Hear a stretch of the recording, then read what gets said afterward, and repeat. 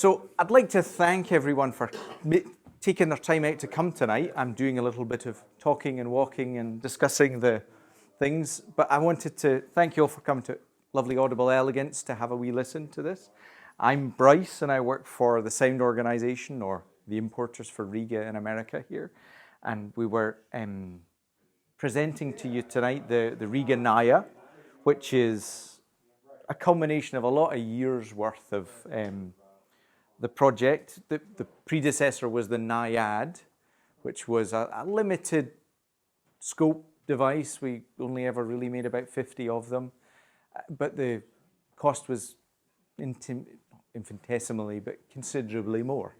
It was about a $50,000 turntable, whereas this one's a mere 16, as if I thought, I'll maybe tuck down the back of my couch and find the money tonight. But the engineering ideas from that project were developed and more commercially sensible in this particular device. So I can go through all of its little parts and summarize what it's about. So we've got an RB titanium tone arm, which is the tightest tolerant tone arm we've ever been able to craft. You'll notice it's silver, and that's polished to really make it lighter and stronger, is actually what it is. Most Rega arms you'll have seen are black powder coated, but the bearings are of much tighter micron tolerance than they've ever been before. And you can imagine the real goal with an arm is to track accurately the undulations of the movement of the cartridge at the end of it on the disc. So that's why our arms are one piece. You know, you can see we've got a wee arm lying around on the counter so you can look at it and I can explain what's going on. And underneath that, or let's talk about the plinth for a little second, it's like a material called tan cast, which is really used from the aerospace industry. And it's got a carbon fiber with graphene impregnated skin on the top and the bottom, and a brace that's ceramic that runs between the motor, not the motor, the spindle position or the hub and the tone arm position.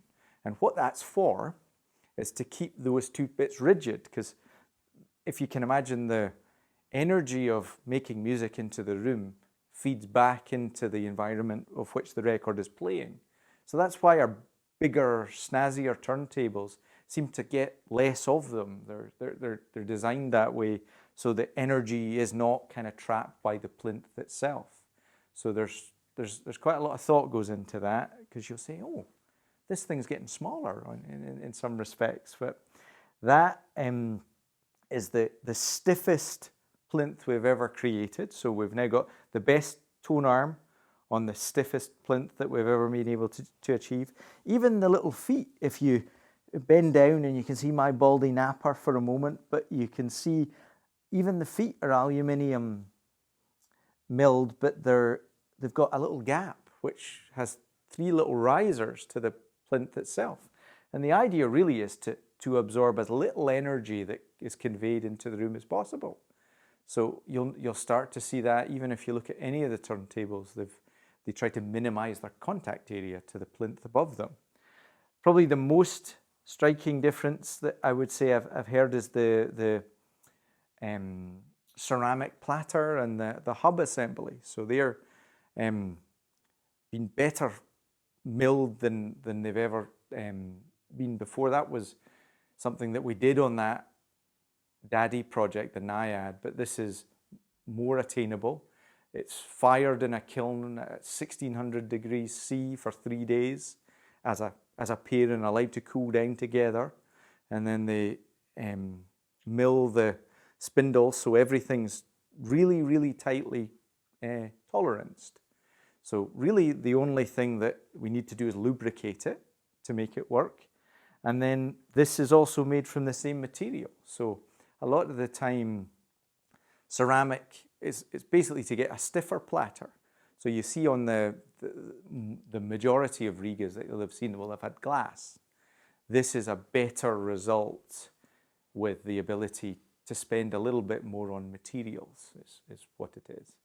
Someone asked me earlier, someone was clever and spotted something and said, oh, what about the mat? It doesn't look like there's a mat. The answer is there is a mat still, but it's thinner than it's ever been, because you can imagine that just really we want to isolate the work of the turntable from the playback of the record itself.